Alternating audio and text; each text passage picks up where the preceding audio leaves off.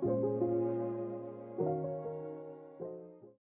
y'all, welcome back to my channel. So in this video, hopefully y'all can hear my AC in the back. I wanted to talk about a few things, and then also I wanted to mention something new. Enough beating around a bush. There's this creator that makes like decor, clothes, things like that. And these eye patches that I'm wearing are by them. So cute. And it kind of goes on my outfit. I just realized that. But anyways, I've never blogged for a furniture creator. I was just randomly fried one night and I was going on Blogger and I sat there and I seen the creator Ares was looking for bloggers. And so I was just like, dang. And mind you, I've seen her products a few times because I follow certain events like Dream Day. It fits what I'm going for. It's not just like a random furniture store that has a bunch of bullshit that is just like, what is this? Where am I going to put this at? What am I going to do with this? What is this for? Like, I was making sure I could actually use the brand for like my videos, pictures, whatever, right? I think there's like a vanity set that I want, and then there's this shelf that I want. It's this ring light I want, and then these little eye patches are so cute. So this obviously is a want. And I was like, you know what? I could sit there and certain video ideas, I could sit there and use their items. So I sat there and I filled out the form for Blogger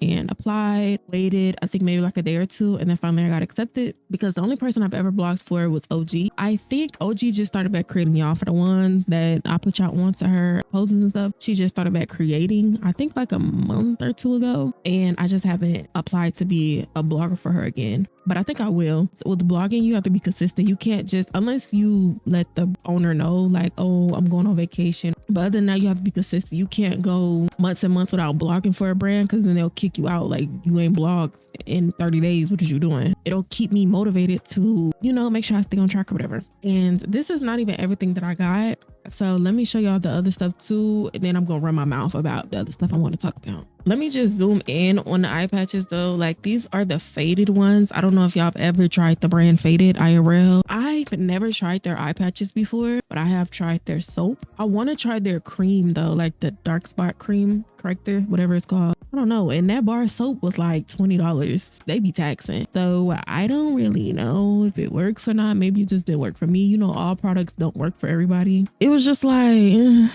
know, but I haven't tried the eye patches. I probably would just try the cream though, like I said, or whatever that is called. But these are the other products that you can get if you get the fat pack. So these are the eye patches, obviously just sit on the table or on the sink. And then you have this. Well, these are the eye masks. These are the eye patches. Oh, so those eye patches people be wearing, that's for people that have like dark under eyes. I never knew that. That actually makes sense though, because I don't typically have super dark like under eyes, or what is it, like eye bags or whatever. Y'all know what I'm talking about. Because I feel like some people be using that and they don't even be having dark under eyes. Like, they just be using it just to fit in. That's how I always felt. Anyways, so these are the brightening and clearing eye patches. And then this is the hydrating and soothing mist. Didn't know they had that either. They got so many different products. This is active scar primer. This is brightening and clearing serum. And then this is the box for this green one. And then this one I kept in the box. And then this one I took out the box, but I just didn't place the box because I feel like too many boxes that look crazy. I don't know what this one is. I think it's probably like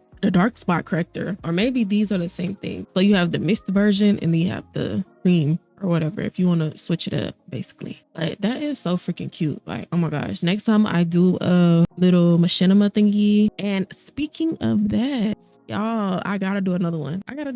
Y'all actually like the fuck out of that video, and I've been wanting to do that video for so freaking long. I thought of the idea and kind of how I wanted to do it, like in the house, and I was thinking of stuff I wanted to do. But next time I do another video like that, I'm gonna make sure I include these products. So like when she's getting ready, I want to try to not do the same concept. So like her just chilling at home, finna go to sleep. That basically was like a nighttime routine plus the next day vlog, like a 24-hour vlog. That's basically what that shit felt like, kinda, except I didn't show her going to sleep and all that the next day. I want to do something similar to that, but not the same concept. So maybe I can have her go somewhere, like actually go somewhere, I don't know, like go get coffee. Like, I gotta really plan it out though, y'all. Like that idea I really planned that out. In the full version, YouTube kept yellow marking my video was because of her in the tub. Mind you, y'all, she had on clothes. Y'all will see see that on my Patreon. I actually made a Patreon, I think some days ago. And I was like, you know what? YouTube really been getting on my ass lately. And it's kind of irritating because for the ones that don't know, when your video gets yellow marked, YouTube does not push that video out because it's just like, why should we? That the advertisers don't care. They're not going to pay for this video. They're not going to pay to put their ads on your video. Why should we push this video out? Especially when it gets flagged for like nudity or like sexual content. YouTube will be like, yeah, no. And they don't push it out. That's so irritating. Who wants to keep trying to upload the videos over and over to see, okay, is this going to get yellow marked now? Or do I need to edit this part out? Like when YouTube does do that, I'm going to sit there and post the videos on my Patreon. I think I have 2 tiers. One tier is like $3.99 and then the other one is like $6.99. The one with $6.99, you get all the stuff in the second tier and the first tier. Matter of fact, let me read the stuff because y'all probably, I'm gonna have it on the screen, but let me pull it up so I could be able to read what I'm talking about. It says, first of all, I have 11 members. You can be a free member, but the videos and stuff you won't have access to unless you become an actual paid member. The first membership is called X, you know, like when you do XO, people say XO, it's like hugs and kisses. And it says early access to public YouTube videos 24 to 40 hours before everyone else, Patreon only feed updates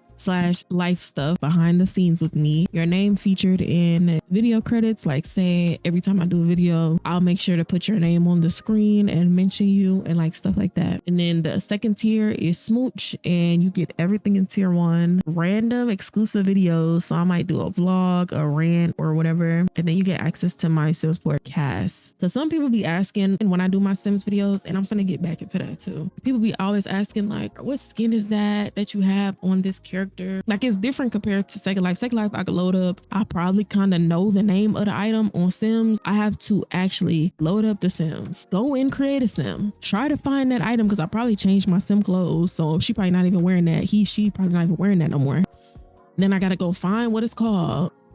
Then if the icon of the Sims, whatever it is, some creators, you kind of have to know like, oh, this is by Baby Tears, or this is by this person, this is by Crave Sims. Like you kind of have to know their little ad layouts for their stuff. Otherwise you gotta go in depth, go in your files, you gotta save the family, then you gotta go on your files, and then it's like a little program where it'll tell you the items that you're wearing on your Sim at the moment. And then I have to be like, oh yeah, this shirt is by so-and-so. Oh, this is my, like, that's a lot. I'm gonna start uploading families and stuff. I feel like my Sims be cute. A lot of people be liking my girl Sims, and then a lot of people be liking my boy Sims because they be looking so realistic. And I try to make them look different. Like my boy Sims for sure. My girl Sims, I ain't gonna lie, they might kind of look the same, but my boy Sims, I always try to make them look different because I don't know. I don't like making the same dude Sim. I don't know if that's just me, but yeah. So I'm gonna start posting that one there. Yeah, I decided to sit there and make a Patreon because YouTube is not going to silence me. I said the full video when I did that Machinima when she was in the bath and stuff, y'all gonna see what I'm talking about. Like literally, like I sat there and I had on a different face mask. I had the